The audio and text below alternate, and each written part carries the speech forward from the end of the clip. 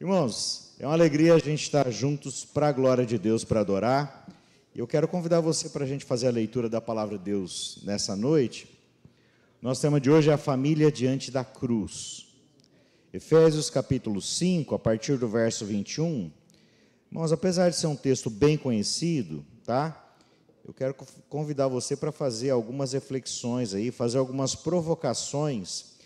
Eu entendo, irmãos, que a gente precisa ler a Bíblia de modo renovado, e a Bíblia tem uma chave fundamental e tem um centro. E eu quero convidar você a estar refletindo especificamente sobre esse centro hoje, e como isso tudo tem a ver com tudo, inclusive com a sua família. Efésios capítulo 5, a partir do verso 21. A palavra de Deus diz assim: sujeitem-se uns aos outros no temor de Cristo. Esposas, cada uma de vocês se sujeite ao seu próprio marido como ao Senhor, porque o marido é o cabeça da esposa, como também Cristo é o cabeça da igreja, sendo ele próprio o salvador do corpo. Como, porém, a igreja está sujeita a Cristo, assim também a esposa se sujeite em tudo ao seu próprio marido. Maridos, que cada um de vocês ame a sua esposa como também Cristo amou a igreja e se entregou por ela, para que a santificasse, tendo-a purificado por meio da lavagem da água pela palavra, para a apresentar a si mesmo como igreja gloriosa, sem mancha, nem ruga, nem coisa semelhante, porém santa e sem defeito. Assim também o marido deve amar a sua esposa como ama o próprio corpo. Quem ama a esposa ama a si mesmo, porque ninguém jamais odiou o seu próprio corpo, ao contrário, o alimenta e cuida dele, como também Cristo faz com a igreja, porque somos membros do seu corpo. Eis porque o homem deixará o seu pai e a sua mãe e se unirá à sua mulher, tornando-se os dois uma só carne. Grande é esse mistério, mas eu me refiro a Cristo e à igreja. No entanto, também, quanto a vocês, que cada um ame a própria esposa como a si mesmo, e que a esposa respeite o seu marido. Senhor, obrigado pela tua palavra. Ilumina sobre nós, abre a mente e o coração. Nos dá unção no falar e nos dá unção no ouvir, para que a tua palavra encontre em nós, na mente e coração, solo fértil, preparado, para que o teu nome seja exaltado e glorificado, em nome de Jesus. Amém. Irmãos, tem uma expressão que eu não gosto, tá? Que é a expressão moral judaico-cristã. E eu vou explicar para você por que eu não gosto dessa expressão. Porque a moral cristã não é a moral judaica.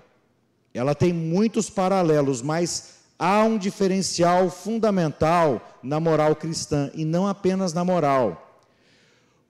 Tudo em relação à fé cristã tem um centro completamente novo.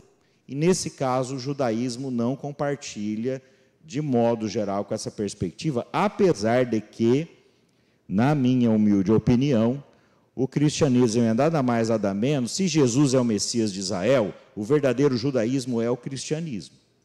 E o verdadeiro herdeiro do Antigo Testamento é a nova aliança, e é a nova aliança que a gente tem em Jesus Cristo.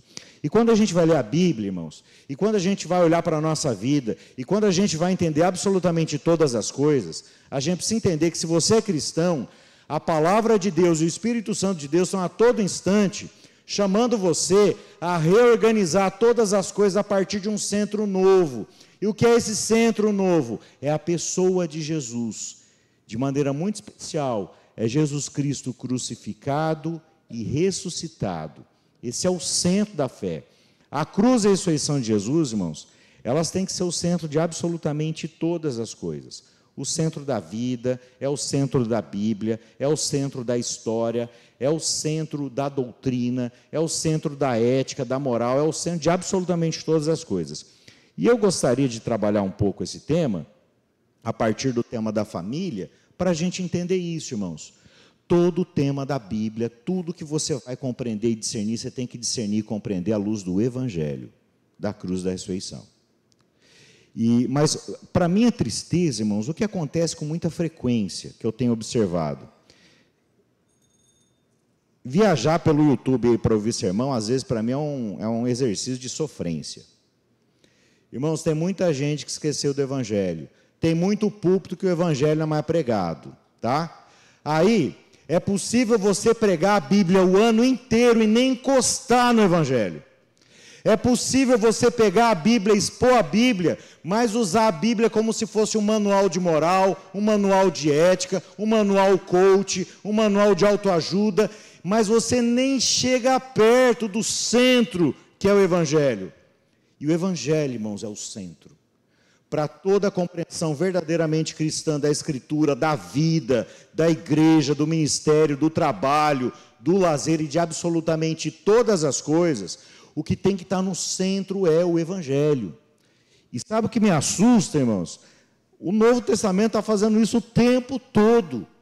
Mas às vezes a gente não consegue discernir o Evangelho ali presente. Aqui no capítulo 5 de Efésios, o apóstolo Paulo, ele começa a falar da vida cristã, tá? E aqui, irmãos, eu queria já fazer uma observação interessante no nosso texto. Se você tem a Almeida Revista Atualizada, vai perceber, e algumas traduções fazem isso, que o verso 21 que a gente leu, esses títulos em negrito que estão na tua Bíblia, eles não estão, não foi o apóstolo Paulo que deu esse título em negrito que está aí na tua Bíblia, tá? Esses textos aí que você pode ver na tua Bíblia em negrito, são textos dos editores da Bíblia em português, tá? Então você não precisa ler eles, tá? Às vezes eles mais atrapalham que ajudam, na verdade, tá? Às vezes ajuda, tá? Mas tem hora que mais atrapalha que ajuda. Então, por exemplo, se você está com a Bíblia Almeida Revista Atualizada, você vai perceber que o sujeitem-se uns aos outros no temor de Cristo, ele está no bloco anterior. Isso é um erro de quem fez essa edição e colocou o título depois, tá? Porque no verso 22, quando ele diz, esposas, cada uma de vocês se sujeite ao seu próprio marido, no grego, a palavra se sujeite não existe no verso 22. Ah, pastor, então a tradução está errada? Não, porque está claramente subentendido que o verbo vem do 21. Então, esse bloco começa no 21. Então, se a tua Bíblia começa o bloco no 22, já está errado, tá? E por que eu estou dizendo isso, irmãos? Porque o verdadeiro começo desse bloco que a gente leu é o verso 21, porque ele vai dar sentido a todo o bloco. Como é que o nosso texto começa? O apóstolo Paulo, presta muita atenção, ele vai falar de família. Mas quando ele vai falar da família, ele vai falar do Evangelho. Tá bom? Repete para você fixar. Paulo vai falar da família. Mas para falar da família, ele vai falar do Evangelho. Tá? O Evangelho é o centro de tudo, irmãos. Você não pode esquecer esse referencial. Verso 21. Sujeitem-se uns aos outros no temor de Cristo. Sujeitem-se uns aos outros no temor de Cristo. Aqui, irmãos, na construção da gramática grega, esse verso 21, ele está apontando para o verso 18, tá? Que eu vou convidar você para ler também. O apóstolo Paulo já estava falando sobre as obras do Espírito e as obras das trevas, né? Sobre a obra do Espírito Santo em nós e a tendência que a gente tem à carne, né? Que são esses apetites e paixões que todos nós temos, que o pecado despertou em nós e que não são bons. Cuidar desse negócio de achar que a tua vida é para satisfazer os seus desejos e as suas paixões, tá? Tem desejo que você tem que é ruim. Você já teve vontade de voar com os dois pés no peito em alguém? Voar na garganta, tá? Se você tivesse uma arma, você ia descarregar. Então, irmãos, tem vontade que você tem, que não é boa, tá? O pecado despertou uns apetites e paixões em nós que não são bons, tá? Então, o apóstolo Paulo, no começo do bloco, ele está falando exatamente sobre essa luta que a gente tem, irmãos, sobre esses dias que são maus, e muitas vezes a luta que a gente tem contra tudo que está errado, a começar na gente, tá? Vou fazer um parênteses aqui, está passando um filme aí no cinema chamado Thunderbolts, é de super-herói, irmãos, mas ele trata um tema muito interessante, que são as sombras da alma. A luta interna que você tem consigo mesmo, tá? Mas vamos voltar aqui para o nosso texto. Verso 21. Sujeitem-se uns aos outros no temor de Cristo, está ligado ao verso 18. O verso 18 diz, portanto, tenham cuidado com a maneira como vocês vivem, e vivam não como tolos, mas como sábios, aproveitando bem o tempo, porque os dias são maus. Por essa razão, não sejam insensatos, mas procurem compreender qual é a vontade do Senhor. E não se embriaguem com vinho, pois isso leva à devassidão, mas deixem-se encher no Espírito Santo. Olha que curioso, irmãos. Paulo vai falar da família, mas ele fala do Evangelho, e na realidade do Evangelho está a presença e o poder do Espírito Santo, porque Jesus morreu e ressuscitou para que o Espírito de Deus habitasse na tua vida, no teu coração. Então, quando o apóstolo Paulo está falando em família, na sequência, ele está dando sequência a algo que ele está dizendo sobre ser cheio do Espírito Santo. Presta muita atenção, irmãos. Eu e você precisamos de Jesus todo o tempo, para tudo. O apóstolo Paulo diz aqui, nos versos anteriores, que os dias são maus, tá? E os dias são maus, irmãos. Mas não desanima, tá? Os dias são maus, mas Deus é bom, tá? E a bondade de Deus é maior que a maldade dos dias que a gente está vivendo. Amém, irmãos? É por isso que a gente insiste em ter filho, irmãos. Para que ter filho se os dias são maus? A gente tem filho porque Deus é bom, porque a gente tem esperança, porque a bondade de Deus é maior que a maldade que há no mundo. Então a gente teima na esperança, a gente teima no louvor e na celebração. Esse povo teimoso, irmãos, porque mais teimoso que a gente foi Jesus, que foi fiel até a morte de cruz, mas agora está ressuscitado, exaltado, glorificado, sentado à direita do Pai, soberano sobre absolutamente todas as coisas. E é por isso, irmãos, que a gente tem que amar a família. E é por isso que a gente tem que valorizar a família, tá? Então você precisa entender, e você não vai viver com a tua família de maneira apropriada se você não se voltar para Jesus e para o Evangelho, tá? Sujeitem-se uns aos outros no temor de Cristo, é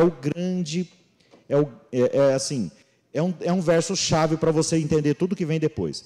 Eu entendo, irmãos, que muitas irmãs se aborrecem com o verso 22, né? Esposas, cada uma de vocês, sujeita ao seu próprio marido como ao Senhor. A gente vai tocar nesse assunto daqui a pouco, tá? Mas o fato é o seguinte, irmãos, primeira coisa que você precisa entender para você ler esse texto direito. O Paulo, ele do bloco todo, o verso 21, ele está dando o tom do bloco inteiro. E o tom é, sujeitem-se uns aos outros. Se ele está falando de família, irmãos, já soltar um spoiler para você começar a entender melhor o que vem aqui na sequência, tá? Se ele está falando de família, ele está falando do casal, o que o casal precisa pensar? Sujeitem-se um ao outro. O que ele está falando na relação de pais aos filhos, que começa ali no capítulo 6, no verso 1. Sujeitem-se uns aos outros. Irmãos, o Evangelho é uma boa notícia. E qual é a boa notícia que a gente tem no Evangelho? Que o Deus Todo-Poderoso, o Deus que é autoridade sobre todas as coisas, e o Deus que domina sobre todas as coisas, Ele não se manifestou como tirano, Ele não se manifestou como alguém que veio para simplesmente fazer a própria vontade e se agradar. Marcos 10, 45, Jesus diz o seguinte, mas o próprio Filho do Homem não veio para ser servido, mas Ele veio para servir e para dar a sua vida em resgate de muitos. Olha só, irmãos, a suprema autoridade de todas as coisas, quando vem ao nosso encontro, Ele deixa a sua glória e se faz homem. E quando Ele se faz homem, Ele se faz pobre. E quando Ele se faz pobre, Ele se faz servo. E quando Ele se faz servo, Ele é injustiçado, humilhado, incompreendido, injustiçado, condenado de maneira vergonhosa. E Ele morre de maneira humilhante na cruz. É um movimento impressionante de descida. Nunca ninguém desceu tão baixo nesse sentido quanto Jesus, irmãos. O quanto Jesus desceu, porque o quanto você desce é proporcional ao quão alto você estava, tá? Quem já está no chão não está descendo muita coisa, tá? Agora, Ele estava no mais alto dos céus, Ele desce. Mas da mesma maneira que Ele desceu, ninguém subiu como Ele. Subiu e agora está exaltado, ressuscitado e glorificado acima de todas as coisas. De tal maneira que eu gosto muito da expressão do Salmo 113, o Salmo 113 diz assim, quem é como o Senhor nosso Deus, cujo trono está nas alturas, mas que se inclina para ver o que se passa no céu e sobre a terra? Você e eu, a gente tem que olhar para cima para olhar para o céu, não é verdade?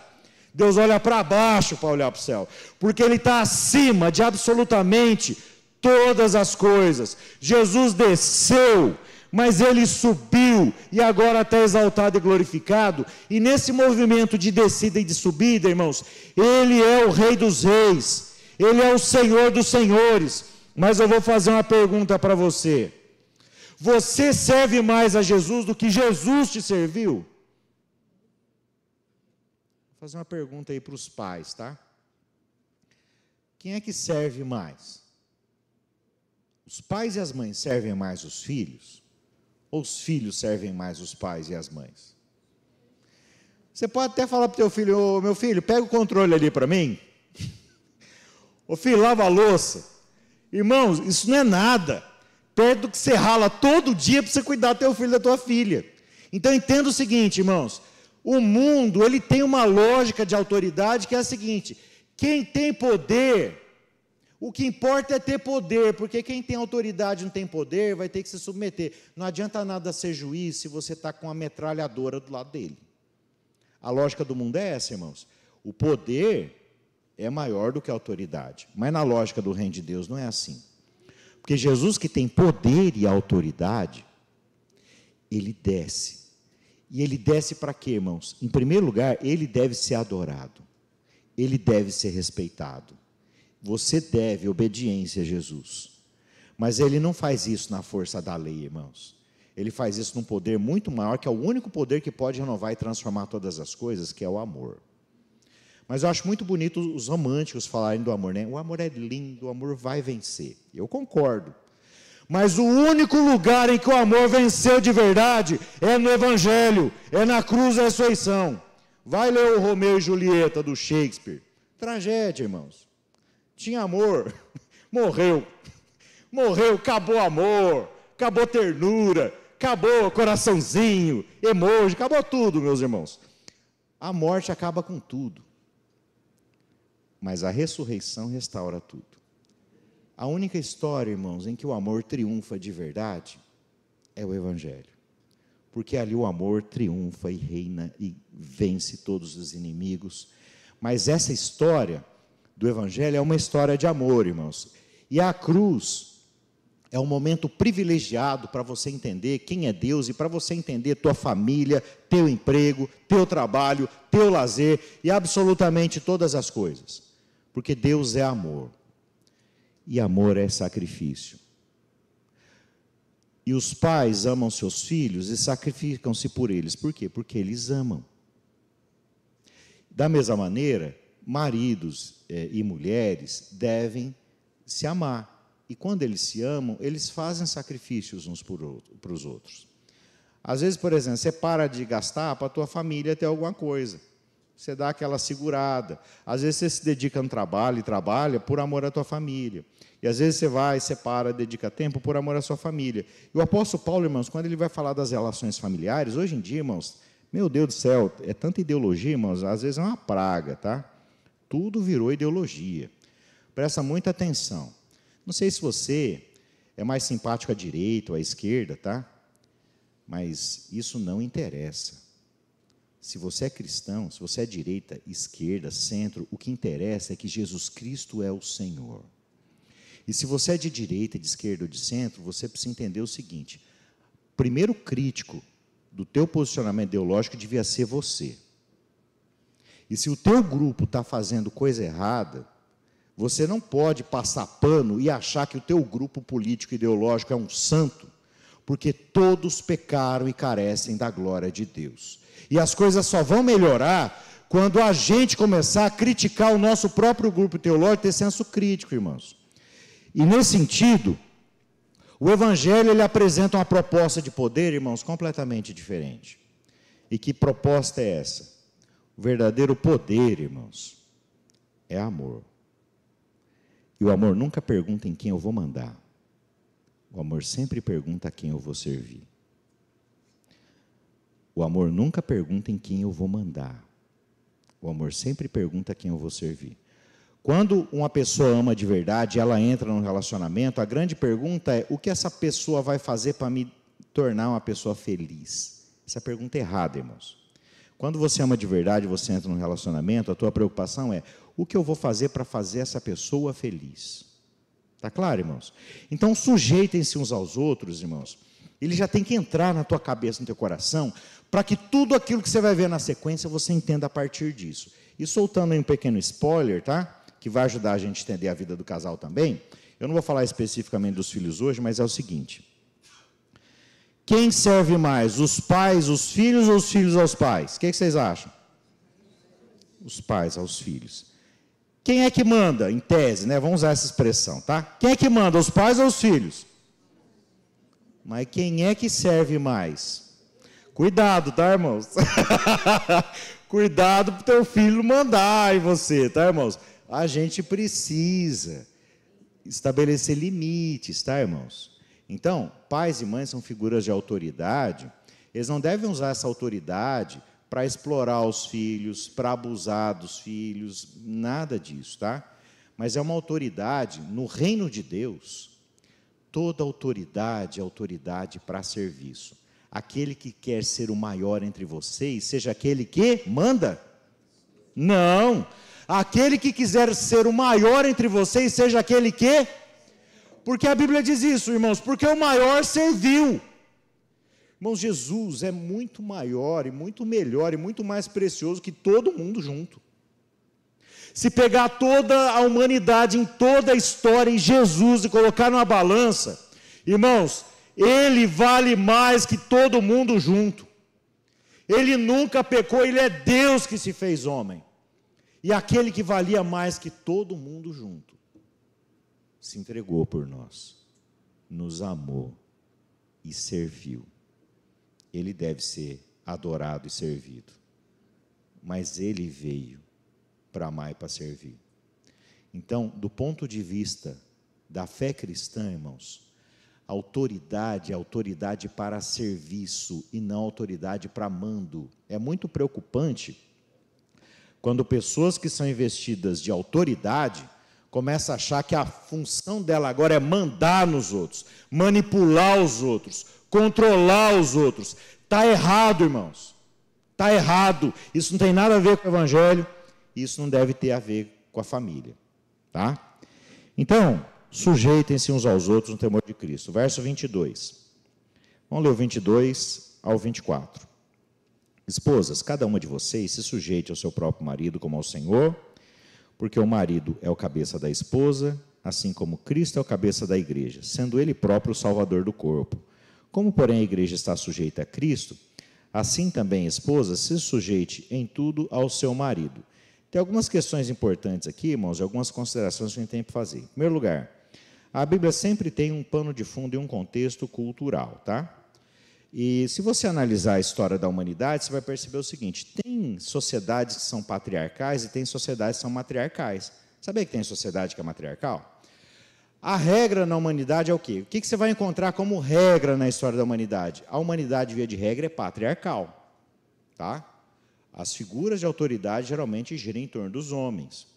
Mas por quê, irmãos? Existem motivos para isso de toda a ordem, né? Inclusive biológicos, irmãos. Então, por exemplo, via de regra, entender que homem e mulher são iguais, irmãos, não é, tá? Eu estou vendo as irmãs aí, são bem diferentes para mim do que os homens. Agora, homens e mulheres são diferentes, mas na perspectiva do Evangelho, eles são igualmente importantes, são igualmente imagem de Deus, de tal maneira que tem gente que acha que Deus é macho, irmãos. Tá? Presta muita atenção. Em Gênesis 1, quando diz que Deus criou o ser humano, ele diz: criou Deus o homem à sua imagem, a imagem de Deus o criou, homem e mulher os criou. Sabe o que significa? Significa que a mulher é tão imagem de Deus quanto o homem. Está claro, irmãos? Agora, se Deus fosse macho, tinha que ter uma deusa. Porque o macho só existe quando ao lado da fêmea. Não tem macho sem fêmea, tá? No universo, na criação, tá? Individualmente tem gente que não casa, tá? Mas se existem seres machos, tem que ter seres fêmeas. Macho e fêmea se complementam. Agora, quem acha que Deus é um Deus macho, então você vai ter que encontrar a deusa, fêmea. Agora, Deus não é nem macho nem fêmea, Porque tanto o macho quanto a fêmea foram criados à imagem dele. Porque Deus, irmãos, é plural e singular ao mesmo tempo. Deus é único, mas Ele é Pai, Filho e Espírito Santo. Então, Deus, ao mesmo tempo que é singular, é plural. A gente tem dificuldade para entender esse negócio, né? Mas eu uso uma analogia, né? A gente tem cabeça, tronco e membros, né? Que não deve ser separado, é tudo o corpo só, tá? Mas eles se distinguem, mas são o mesmo corpo. Deus é Pai, Filho e Espírito Santo. E quando Deus cria o macho e a fêmea, na minha opinião, Ele está fazendo isso, sabe por quê? Porque Ele está expressando na humanidade a pluralidade que há nele. Como Ele é Pai, Filho e Espírito Santo, Ele cria o macho à sua imagem, Ele cria a fêmea à sua imagem, e os filhos que virão depois também são obra da sua imagem. E, de certo modo, a família que foi criada por Deus, é um projeto de Deus, ela expressa um pouco de quem é Deus. Deus é singular e Ele é plural ao mesmo tempo. E, então, você precisa entender o seguinte: quem é mulher aqui, diga aleluia.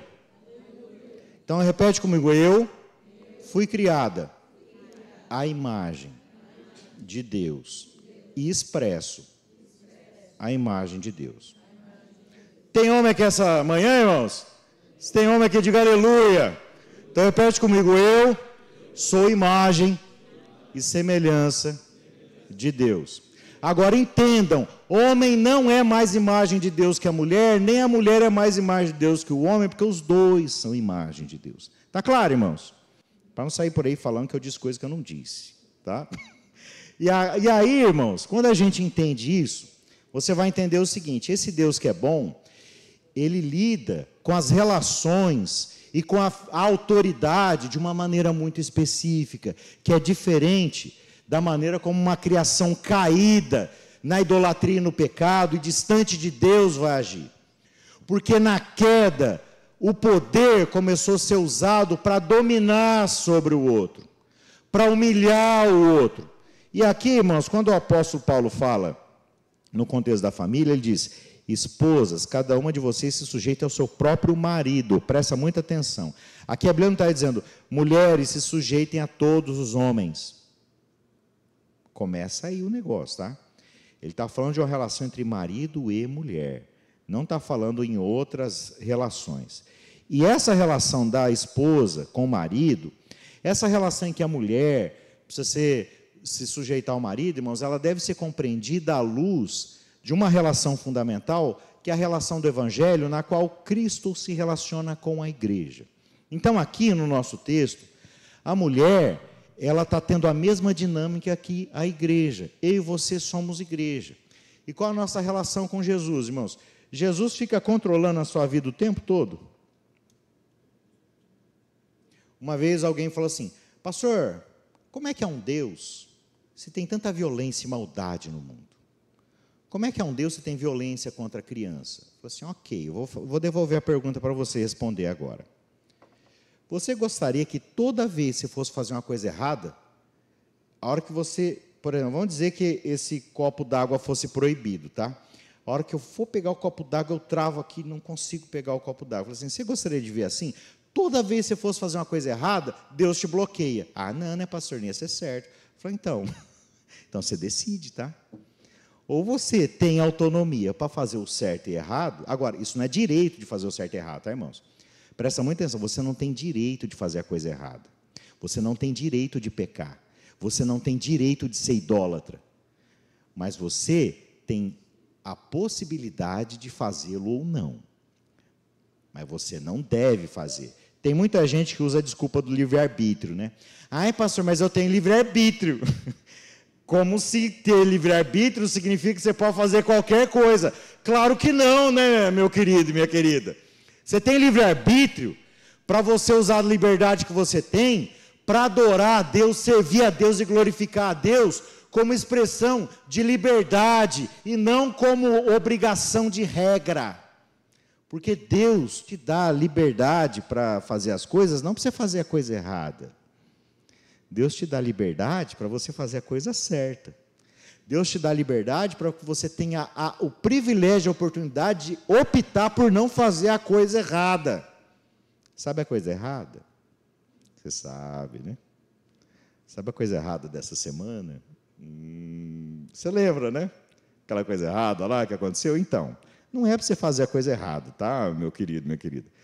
Usa a liberdade que você deu, porque a verdadeira liberdade só se confirma no bem, tá? Um dia eu estava lendo um texto de uma Helena Blavatsky, ela criou o movimento Nova Era. Ela tem uma obra que é Manual Teosófico, não estou recomendando para você ler, tá? Eu leio porque eu sou pastor, tenho que ver as heresias de vez em quando. Aí lá no dicionário teosófico, a Helena Blavatsky disse o seguinte, que ela estava lendo Gênesis 3 e ela diz o seguinte, Lúcifer é o Deus da liberdade. Ele fala assim, faz se quiser. Agora, o Deus dos dogmáticos, né? Se eu não me engano é essa expressão que ela usa lá, dogmáticos é a gente, tá, irmãos? Os cristãos e os judeus no vocabulário dela. O Deus dos dogmáticos, ele deixa você ver, mas não deixa tocar. E se você toca, você não pode provar. Né? Você morde, você não pode mastigar. Você mastiga, você não pode engolir. Ela está falando mais ou menos o seguinte, irmãos.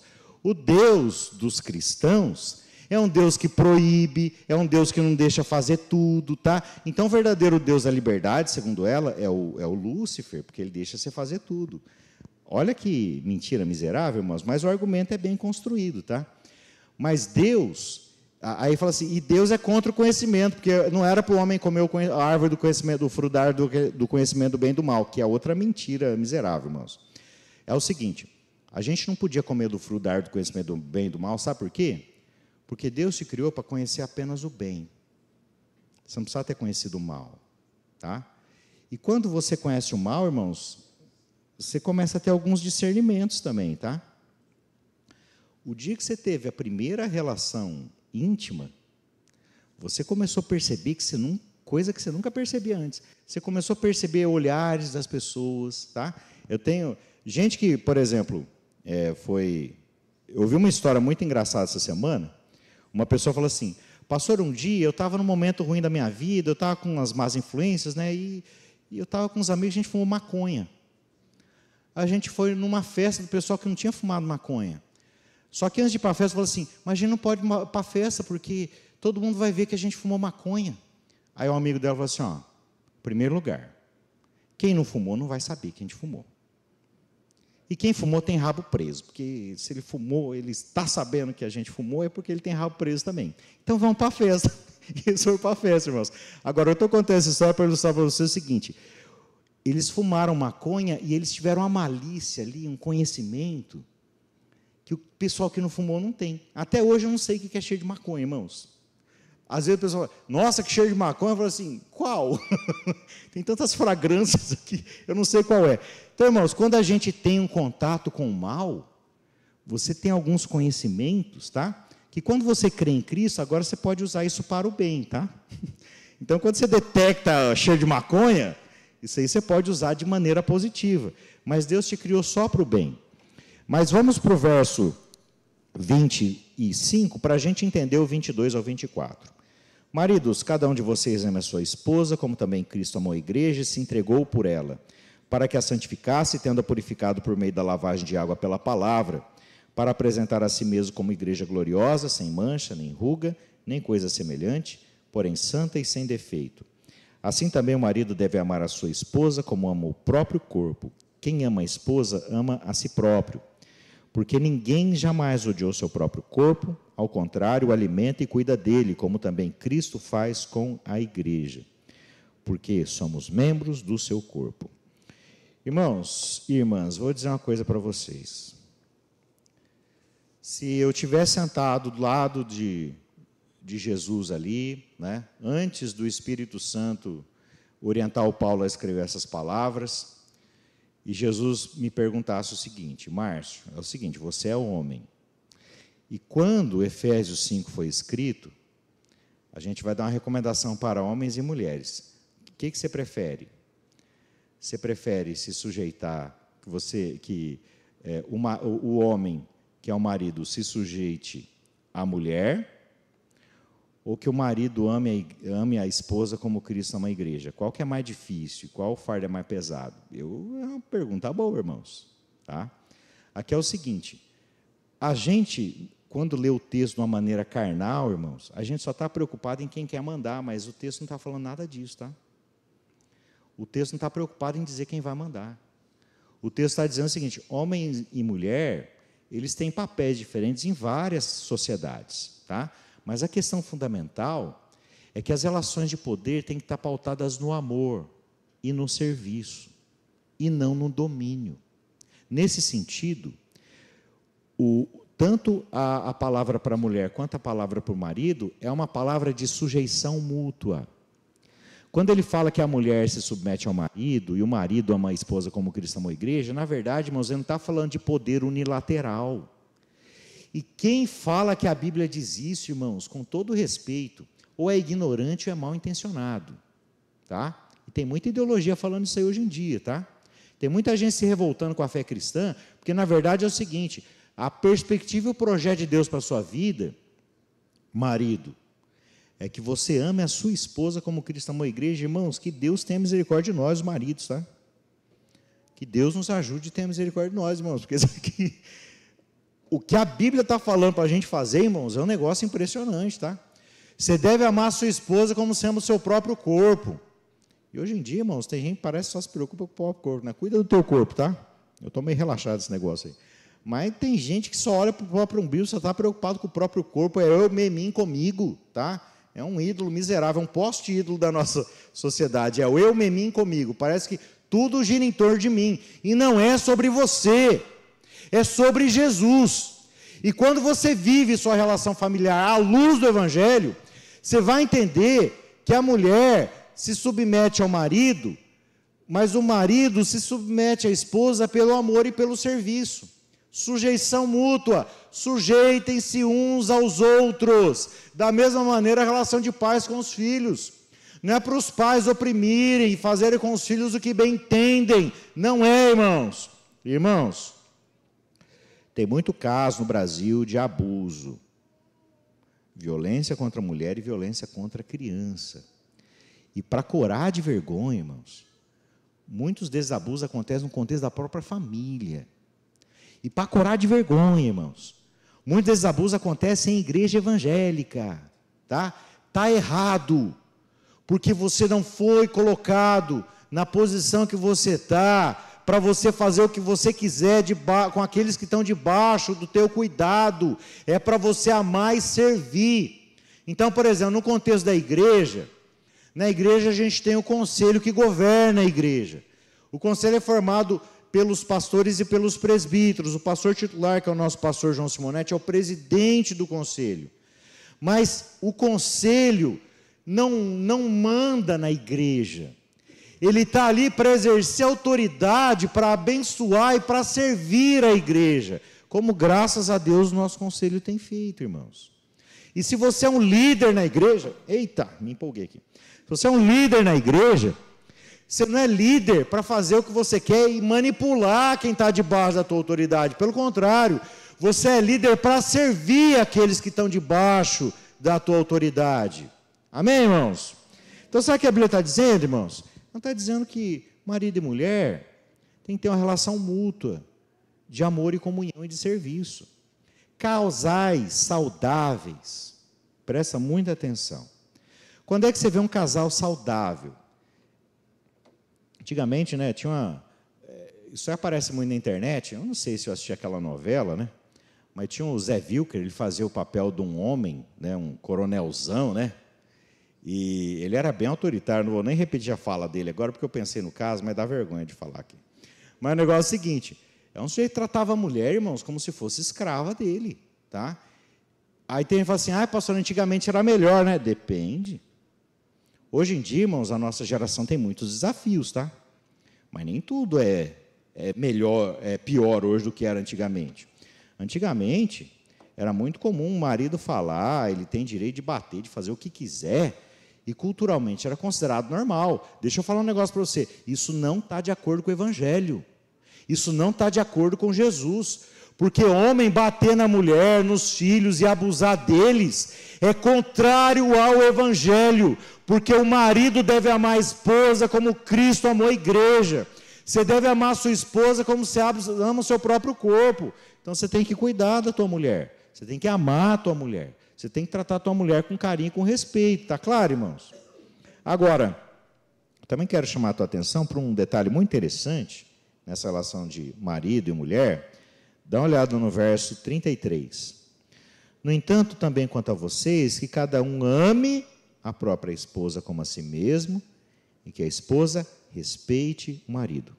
Bom, os homens e mulheres não são iguais, tá? A gente tem corpo diferente, os hormônios são diferentes, a maneira até do cérebro funcionar em vários aspectos, irmãos, tem dinâmicas diferentes, tá? Irmãos, não é questão de quem é melhor, a questão é que a gente tem diferença. E tá? Tem diferença. Então, homens e mulheres não são iguais. Então, homem e mulher não devem ser tratados com igualdade. Homem e mulher devem ser tratados com equidade. Sabe a diferença de igualdade e equidade? É a seguinte. Imagina que tem um muro de 3 metros, tá? E aí, você tem as seguintes opções. Primeiro, vai dar, para olhar para o outro lado do muro, cada um vai receber uma escada, tá? Então, para uns, a escada vai ter 1,5 metro. Se o cara é alto, ele vai conseguir subir na escada de 1,5 metro e olhar lá para o outro lado. Mas se é baixinho, já não deu. Então, se você der para todo mundo uma escada de 1,5 metro, irmãos, as pessoas foram tratadas com igualdade? Sim, foi com igualdade, porque todo mundo recebeu a mesma escada. Mas não foi com equidade. Sabe o que é equidade? É quando cada um recebe o que precisa. Então, por exemplo, a gente vai dar de presente, vamos dizer que o conselho resolva dar tecido para todo mundo fazer um terninho, tá? Aí dá o mesmo tamanho de tecido para todo mundo. Não está certo, irmãos? Eu sou mais fofinho, né? Então eu preciso receber mais tecido do que a pessoa mais magrinha, tá certo? Então equidade é quando você dá o que a pessoa precisa para que haja, aí sim, é equidade que vai gerar, de fato, igualdade. Então, nesse sentido, irmãos, maridos, prestem muita atenção. Uma coisa muito importante para a mulher, ela precisa entender que ela é amada. A mulher tem necessidade de amor, de afeto. Agora, mulheres, prestem muita atenção. Os homens precisam de amor, mas a grande necessidade do homem, irmãos, não é amor, tá? É respeito. Você quer matar teu marido, desrespeita ele. Desrespeita ele publicamente, tá? Fica falando mal do teu marido publicamente. Maridos, não falem mal das suas mulheres, tá? Eu e a Cris, irmãos, a gente é do tipo que perde um amigo, mas não perde piada, a gente faz muita piada. Mas a gente não fica se desrespeitando, tá? Uma coisa é ter senso de humor, tá, irmãos? Uma coisa é brincar, né? Não se leva muito a sério, brinca com você também, tá? Por exemplo, eu acabei de falar que eu sou fofinho. Isso é outra maneira de falar que eu estou com sobrepeso, estou gordo, tá? Então, eu faço piada com isso. Não que não seja, eu preciso emagrecer, eu preciso, irmão, preciso tomar jeito, preciso de arrepender do meu pecado, preciso emagrecer, tá? Mas não se leva a sério de tal maneira que hoje em dia, irmãos, um povo intolerante. Você não pode brincar com nada também, não fica fazendo bullying, tá? Mas, pelo amor de Deus, não se leva tão a sério que você não se deixa fazer uma piada, tá? Agora, irmãos, todo mundo deve amar todo mundo, tá? E todo mundo deve respeitar todo mundo. Mas para o homem, o fim da picada é desrespeito. E para a mulher, o fim da picada é sentir que não é amada. Então, maridos, amem e respeitem as suas mulheres, mas o que vem na fila de prioridade é amar, tá? Respeita, tá? Mas ela precisa de um toque especial de amor, de perceber que ela é amada, valorizada, que você está com ela, ama, e que o seu sonho é chegar à velhice, os dois ali velhinho, né? Juntinho, tá? De mãozinha dada. Não é bonitinho, irmãos? Quando a gente vê o casal viveu a vida toda junto. É uma coisa linda de se ver. E o pessoal ali... Eu ouvi uma vez história, irmãos? Ouvi não, né? Eu presenciei. Tinha uma época que o pessoal fazia piada comigo, porque eu contava muito essa história. Tinha um casal, a mulher chamava Helena, e o homem era Efraim. O Efraim, ele ficou doente, fazia 10 anos que ele estava de cama. 10 anos. De cama. Tinha dia que ele falava e ninguém conseguia entender o que ele falava, nem a Helena. E a Helena não dava conta, eles tiveram que contratar a enfermeira para ajudar ali, para cuidar dele, porque ele precisava de ajuda para o banheiro, uma coisa assim, irmãos, muito triste, o quadro de Efraim. E um dia eu estava conversando com a Helena, ela falou assim, sabe, eu não sei o que vai ser da minha vida quando Deus levar o Efraim. Aí eu pensei, será que tem um Efraim Júnior, né? De repente tem um filho, né, que chama Efraim. Mas não, irmãos, aquela mulher estava falando daquele homem que estava deitado naquela cama, doente, e tinha dia que nem ela entendia o que ele falava. Irmãos, aquilo para mim foi um choque tão grande. Mas foi um choque, sabe por quê? Foi um choque positivo, irmãos.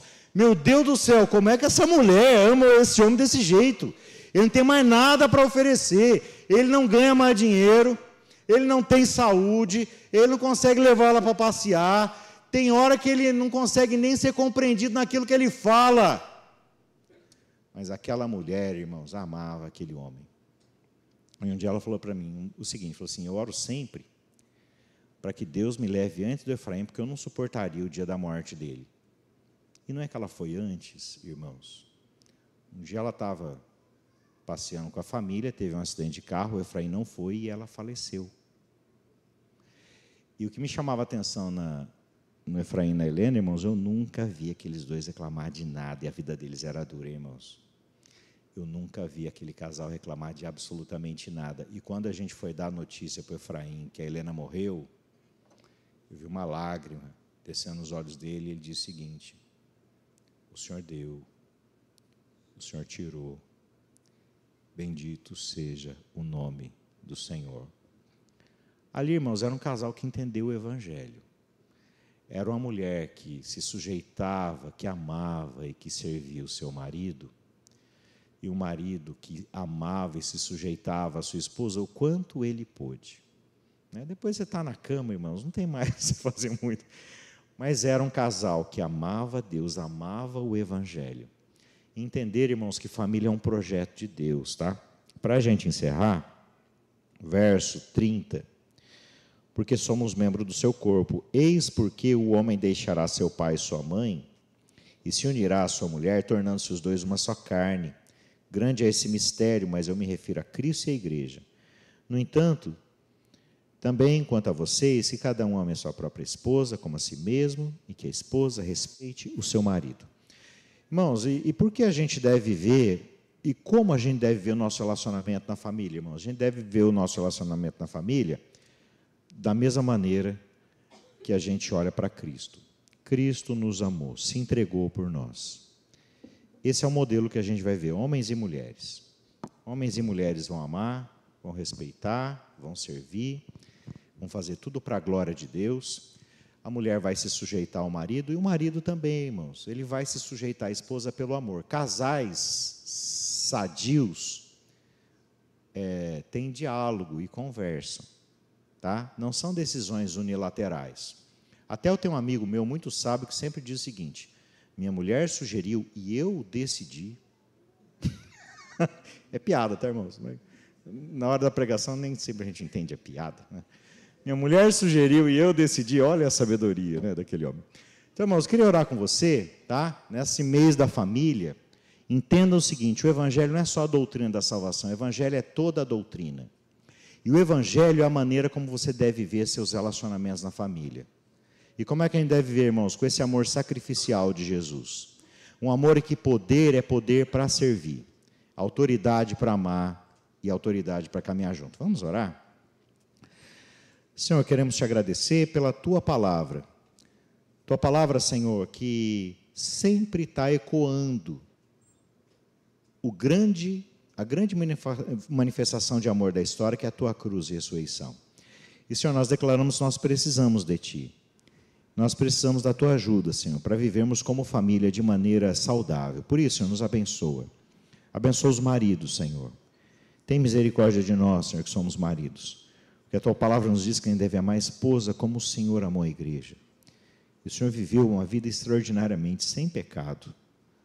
O Senhor morreu na cruz pela Tua igreja. Mas o Senhor ressuscitou, está agora sentado à direita do Pai intercedendo por nós. Por isso, ó Jesus, tem misericórdia dos maridos. Desperta o amor às suas mulheres. Desperta, Senhor, um coração de servo para a Tua glória. Abençoa, Senhor, também as mulheres, para que respeitem os seus maridos, para que amem os seus maridos, para que se sujeitem a eles, não como um capacho, Senhor, não para permitir abuso, mas que tenham esse relacionamento de pessoas livres, de pessoas que amam e servem como expressão de amor e gratidão, e não por mandamento da lei. Nos abençoa, Senhor. Nos abençoa para que a gente sujeite um ao outro, no temor do Senhor. E o temor do Senhor não é medo do Senhor. O temor do Senhor é essa relação que a gente tem de respeito, de adoração e gratidão, porque o Senhor é o Todo-Poderoso, Santo.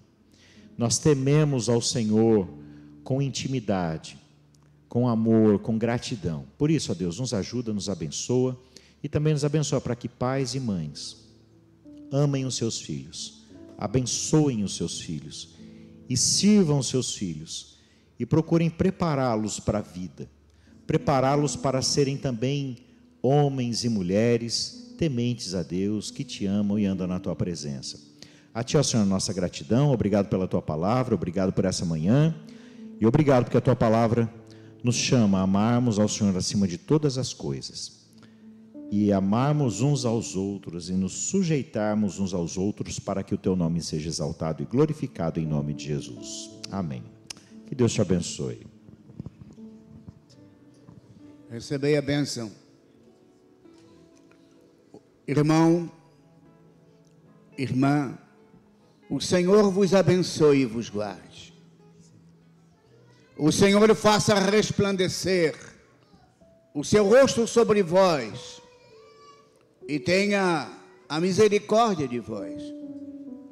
O Senhor sobre vós levante o seu rosto e vos dê a paz.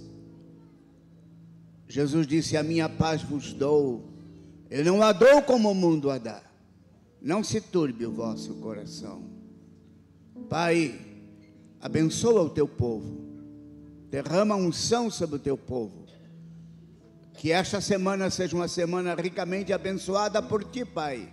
A cada passo, a cada momento, eles sintam a presença tua e a graça abundante do Senhor, porque a tua graça nos basta, porque o teu poder se aperfeiçoa na nossa fraqueza. Uma semana feliz a todos. Assim abençoamos, em nome de Jesus. Amém.